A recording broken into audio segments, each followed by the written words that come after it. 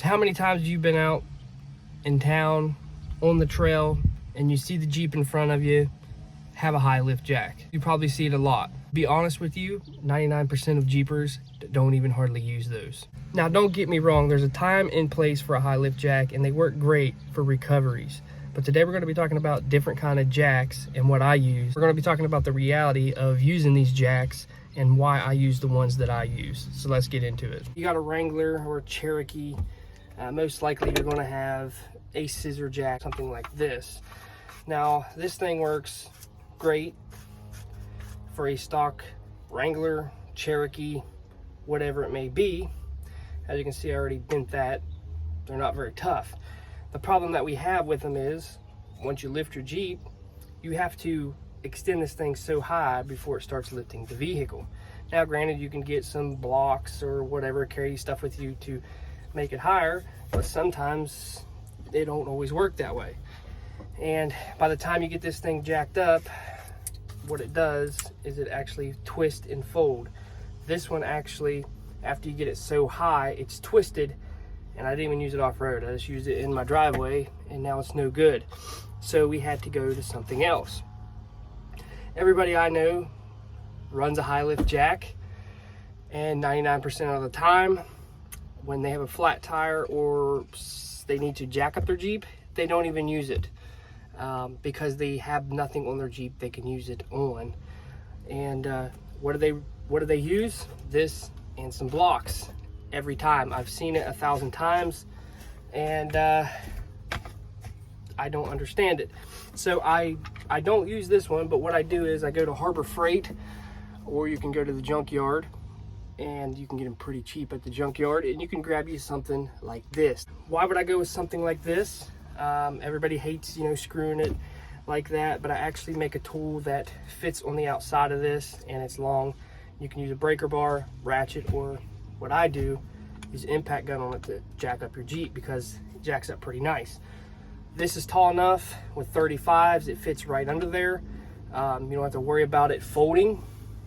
You just make sure it's under the Jeep and it's nice and flat. Now, the good thing about this thing is you can weld attachments on top, or you can make attachments to go on top to fit anything, make different bottoms for the plate. Now, am I saying a high lift jack is something that you shouldn't buy? That's not what I'm saying. A high lift jack has its place in the Jeep world, whether it's recoveries, straightening something back out, using the jack handle on your tie rod bar to get you back out on the blacktop. But when it comes to using a high lift jack off-road on your Jeep to change a tire, or to lift your Jeep up to like change your axle or your wheel bearing, whatever it may be, I would honestly go with a little bottle jack like I have. It's a little bit more secure that way. The problem I have with the high lift jack is if you're going to be working under your Jeep, that thing is super wobbly.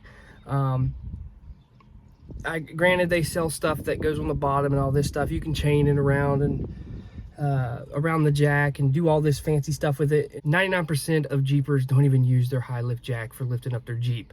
They mostly use it for recoveries or getting it over a rock. And that's basically all I would use one for. But when it comes to jacking up your vehicle, working under it, changing the tire, changing the axle on the trail, I don't recommend using a high lift jack. Every piece of equipment that we carry has their place on the trail, and I believe it's that way with the high lift jack. I don't believe it is a legit jack to lift up your vehicle to work on the trail. I get by with these just fine, and I feel a lot safer with them. And honestly, there's companies out there that make bumpers for the high lift jack to where it can, you can put the jack in the slot and jack it up like the old cars used to. But honestly, by the time you lift that Jeep up and that high lift jack is jacked up so high, it's kind of wobbly.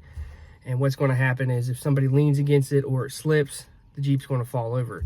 At least with something like that, you're not going so high with it, and you're putting it under your axle, and you're not just lifting it up and everything's dangling. I feel a lot safer using something like that. And honestly, the reason why I don't use a hydraulic bottle jack that you can buy at Harbor Freight or anywhere else, or Napa, is because this one is pretty much fail proof. You don't have to, don't have to worry about a seal blowing out. I don't have to worry about oil or anything like that.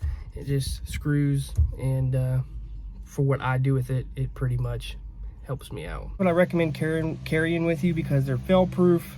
There's no oil, there's no seals to blow out. It's just a simple design, and it will get you to where you need to change your tire, your axle, wheel bearing, tie rod end, whatever it may be. That little jack right there costs like 20 bucks, and it'll help me for a lifetime. Now, am I saying get rid of your HiLift jacks, throw them away, take them out of your Jeep? Absolutely not. They have their place on the trail, and if you do use a HiLift jack, make sure you use common sense and be careful, and always remember safety, and watch your surroundings when you're using them. I hope you guys enjoyed this video. Make sure you give it a thumbs up, hit that subscribe button if you haven't yet. I'm Cherokee Ronnie. Stay dirty, my friends.